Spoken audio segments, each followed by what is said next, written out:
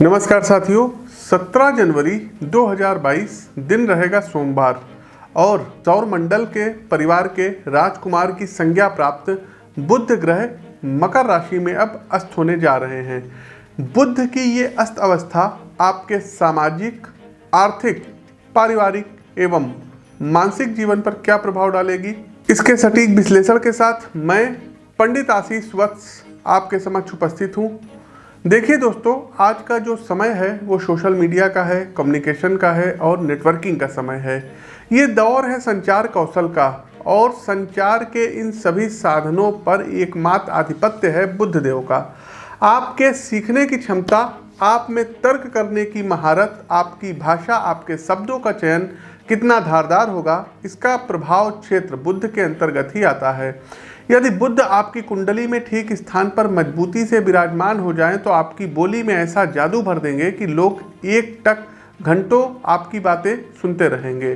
साथ ही साथ इतना गुरुत्व, इतना आकर्षण आ जाएगा कि यदि आप रात को दिन कह देंगे तो उसे लोग दिन ही मानेंगे। इसके अलावा यदि आप पब्लिक स्पीकिंग से जुड़े हैं तो आपके तर्कों में इतनी धार होगी कि उसकी काट आपका विरोधी कर ही नहीं पाएगा। बुध के इतने ज़्यादा प्रभावकारी होने के कारण ही मकर राशि में इनका अस्त और उसका प्रभाव जानना अति आवश्यक हो जाता है। बुध देव 17 जनवरी को शाम 7:07 पर मकर राशि में अस्त होंगे और 29 जनवरी को इस स्थिति से बाहर आ जाएंगे। तो मेष से लेकर के मीन राशि के जातकों पर क्या पड़ेगा इसका प्रभाव, आइए जानते हैं। साथ ही साथ दर्शकों एक बात और बताना चाहेंगे, नए हैं तो चैनल को सब्सक्राइब करिए, बेल आइकन दबाइए और हाँ, कमेंट बॉक्स में ओम गंग गणपतये नमः लिखिए। मेष राशि, देखिए मेष राशि के जातकों, बुध देव की ये अस्त अवस्था आप में भ्रम की स्थिति पैदा करेगी। आप अपने वर्क प्लेस में जो बात कम्युनिकेट करना चाहेंगे उसमें कुछ त्रुटि हो सकती है या हो सकता है कि उसका पूरा प्रारूप ही बदल जाए। और एक बात, आपके जॉब से रिलेटेड जो कागजी क्रियाकलाप हैं उसमें थोड़ा सतर्क रहिएगा, अन्यथा कोई आपसे धोखाधड़ी कर सकता है। चूँकि बुध वाणी पर खासा प्रभाव रखते हैं और अस्त होने जा रहे हैं, इसलिए अपने वरिष्ठों और सहकर्मियों से बातचीत के दौरान थोड़ा विवेक और सजगता दिखाए रखना आपके लिए जरूरी है, अन्यथा बात बिगड़ सकती है। एक सलाह ये है कि आप पूरा ध्यान अपने काम पर लगाइए, अनावश्यक की चर्चा पर चर्चा से दूर रहिएगा। वृषभ राशि, देखिए वृषभ राशि के जो जातक हैं और खास करके जो छात्र वर्ग हैं, यदि ये लंबे समय से उच्च शिक्षा या किसी व्यावसायिक शिक्षा से संबंधित कोर्स में दाखिला लेने के लिए प्रयासरत हैं तो मेरी ये पर्सनल सलाह रहेगी कि अपने पूरे प्लान को एक बार रिविजिट जरूर करिएगा। अपनी तैयारी, उसके इम्प्लीमेंटेशन का पूरा खाका फिर से तैयार आपको करके फिर शोध के विषय में विचार करिएगा, अन्यथा संभव ये है कि जल्दबाजी में बात बिगड़ जाए और आप ऐसी किसी परिस्थिति में फंस जाएं जहां से आपको शून्य से शुरुआत करनी पड़े। परिवार के स्तर पर वृषभ राशि के बंधुओं सतर्क रहिएगा। हंसी मजाक, हास परिहास की भी एक सीमा निर्धारित होती है, इस बात का ध्यान रखिएगा कि आपका कटाक्ष किसी का हृदय न दुखा दे अथवा आपके शब्दों का ऐसा अर्थ न निकाल लिया जाए जिसकी आशा स्वयं आपको भी ना रही हो।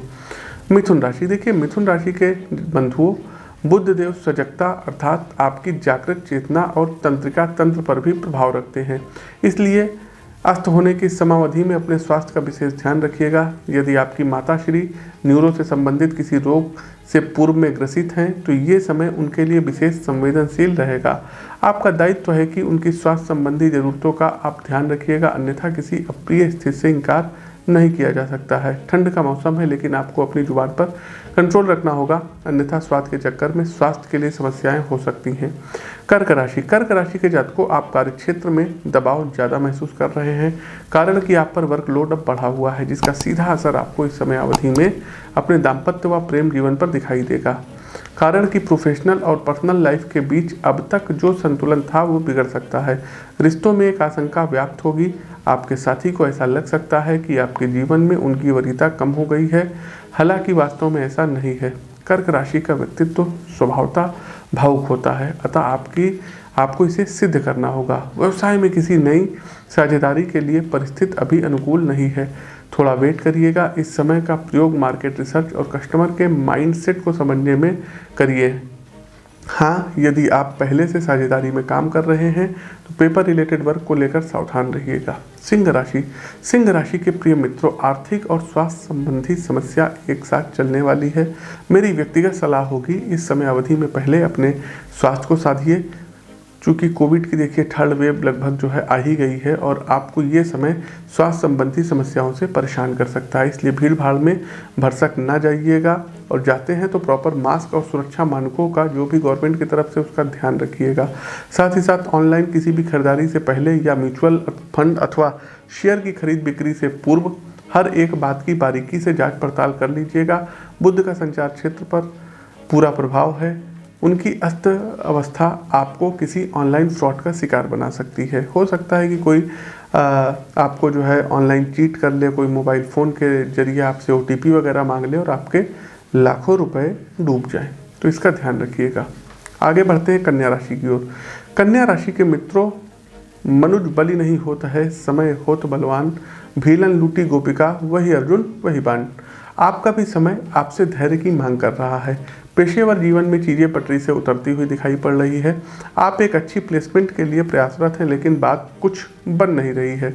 आने वाला समय भी आपको थोड़ी प्रतीक्षा कराएगा। इससे आप में कुछ निराशा आ सकती है, लेकिन आपको हार नहीं माननी है। निराशा की रात चाहे जितनी भी लंबी क्यों ना हो, कभी आशा के सूरज को उगने से रोक नहीं सकती है। एक सलाह ये है कि अभी आप जहाँ हैं वहाँ कार्य करते रहिए। जल्दबाजी में किया गया बदलाव भविष्य की योजना को बिगाड़ सकता है, इसलिए पूरा समय लेकर एक सही योजना के साथ ही किसी तरीके का परिवर्तन करिएगा। इसके साथ अपने मानसिक स्वास्थ्य का ध्यान ज़्यादा रखिएगा। राम रक्षा स्त्रोत आपको वो आवश्यक विश्वास देगा जिसको आपको अभी ज़रूरत रहेगी, तो प्रतिदिन पाठ करिएगा। आगे बढ़ते हैं तुला राशि। तुला राशि के बंधुओं, देखिए संचार का एक साधन आपके घर में मौजूद है, जिसको कि मोटरसाइकिल और कार कहते हैं। इस ठंड में आपके वाहन का स्वास्थ्य बिगड़ सकता है। अस्त होते हुए बुध देव आपके वाहन संबंधी संचार को अस्त व्यस्त कर सकते हैं, जिस पर आपकी बचत का अच्छा खासा भाग खर्च हो सकता है। यदि विदेश जाने का विचार कर रहे हैं तो मेरी पहली सलाह यही होगी कि कोविड के बढ़ते प्रभाव के चलते इसे अभी टाल दें, लेकिन यदि जाना अति आवश्यक है तो अपने पासपोर्ट और इमिग्रेशन या वीज़ा संबंधी जो दस्तावेज हैं उन्हें फिर से चेक कर लीजिएगा, क्योंकि आपकी छोटी सी लापरवाही आपकी यात्रा का प्लान बिगाड़ सकती है। वृश्चिक राशि, भगवान बुद्ध ने एक बड़ी सुंदर बात कही है, आप तभी कुछ बोलें जब वो बात शांति से ज़्यादा कीमती हो। वृश्चिक राशि के बंधुओं, अपने परिवार में किसी भी तरीके के तर्क वितर्क में सबसे पहले तो पड़े ना, लेकिन यदि किसी कारणवश आपके भाई बहनों से किसी बात पर विवाद होता है तो अपनी भाषा का विवेक से इस्तेमाल करके देखिए। साथ ही साथ दर्शकों, वाहन सावधानी पूर्वक चलाइएगा। आपकी बारी से किसी को कष्ट हो सकता है, तो ऐसा करने से बचें। यदि आप लेखक हैं, लिखते हैं, तो आपको विचारों की कमी का सामना करना पड़ सकता है, जिससे ध्यान केंद्रित करने में समस्याएं होंगी। मेरी सलाह है कि जो है डिजिटल डिस्ट्रैक्शन से थोड़ी दूरी बनाइएगा, एकांत में समय बिताइएगा। आगे बढ़ते हैं धनु राशि। देखिए, धनु राशि के जातकों, कार्य क्षेत्र में यदि आप अपना 100% दे रहे हैं तो रिजल्ट आपको 40-50% ही मिलेगा। आप नए आइडियाज़ के साथ सामने तो आएंगे, लेकिन उसका प्रेजेंटेशन, अपने विचार को दूसरे के मस्तिष्क तक उतने प्रभावी रूप से कम्युनिकेट नहीं कर पाएंगे। आपके आइडिया को उस तरीके से इम्प्लीमेंट नहीं किया जाएगा जिस स्वरूप में आप सोच रहे थे। इससे आपको कुछ निराशा हो सकती है। निजी जीवन में जो सलाह अन्य राशि को दी गई है वो आपके लिए भी है। भाषा और शब्दों का चुनाव बहुत सोच समझ करके करना होगा, बल्कि मैं ये कहूँगा कि कुछ भी कहने से पहले उसको कहीं लिख करके उस पर प्रत्येक तरीके से विचार करके ही कहना उचित और समझदारी भरा होगा। कैप्रिकॉर्न, मकर राशि। मकर राशि के जातकों, आपको विशेष रूप से एकाग्रता संबंधी समस्याएं होंगी। कहने का अर्थ है कि आप इधर उधर की बात में इतना ज़्यादा लगे हुए हैं, खुद को सोशल मीडिया और यूट्यूब फेसबुक में इस कदर फंसा लिया है कि जो आपके लिए ज़रूरी अब नहीं है। आपका भविष्य और जीवन जो है इन सब चीज़ों से नहीं चलेगा। तो कोशिश कीजिएगा, सोशल मीडिया का प्रयोग करिएगा, लेकिन अति सर्वत्र वर्जित। इतना ज़्यादा अति मत कर दीजिएगा कि आपका कीमती समय बर्बाद हो जाए। अपने जीवन को पहचानिए, उसके जो है लक्ष्य को निर्धारित करिए और अपने स्वास्थ्य का ध्यान रखिए। कारण कि अस्त बुध आपको तंत्रिका, तंत्र और नसों से संबंधित कोई विकार दे सकता है, डिप्रेशन की शिकायत दे सकता है, कंपन आएगा, नींद नहीं आएगी। तो इन सब समस्याओं का आपको सामना करना पड़ सकता है। पिता का विशेष ध्यान रखिएगा, क्योंकि उनका स्वास्थ्य बिगड़ता नजर आ रहा है। कुंभ राशि। कुंभ राशि के वो बंधु जो अपने घर से दूर किसी बड़े शहर के छोटे से कमरे में रहकर प्रतियोगी परीक्षा की तैयारी कर रहे हैं, उनके लिए यह समय भारी रहने वाला है। कारण ये कि आपकी परीक्षा की तिथि को लेकर अनिश्चितता की स्थिति बन रही है, या हो सकता है कि ये स्थगित भी हो जाए। देखिए मित्रों, मेरी प्रत्येक दिन जिन छात्रों से बात होती है उनका सबसे बड़ा कष्ट यही होता है कि सब प्रकार से योग्य होते हुए भी मात्र धूर्त भ्रष्टाचारियों के नेटवर्क की वजह से परीक्षा का परिणाम ही नहीं आता और अनेक प्रयासों के बाद भी आज ये समस्या हमारे सामने सुरसा की तरह मुंह खोले खड़ी है। मित्रों, आप अपनी साधना का दिया जलाए रखिए, क्योंकि संघर्ष में इंसान अकेला होता है।